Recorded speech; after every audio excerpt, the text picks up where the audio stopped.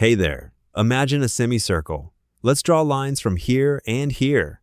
These two arcs of the circle are equal. This is 110 degrees. This is alpha degrees. Let's label them with letters. What do you think alpha is? First, you try it. Then we'll do it together. Let's start explaining then. First of all, if this is 110 degrees, then this is 70 degrees.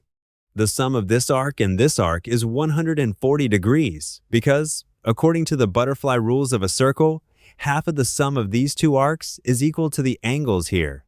Now, if these two parts are 140 degrees, then 40 degrees remain here.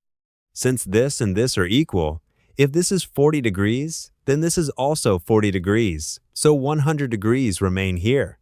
If this is 100 degrees, according to the rules of a circle, if this is alpha, then this, that is, 100 degrees, must be 2 alphas. So alpha equals 50 degrees, and the question is finished. Video ended. Don't forget to like and subscribe. Goodbye.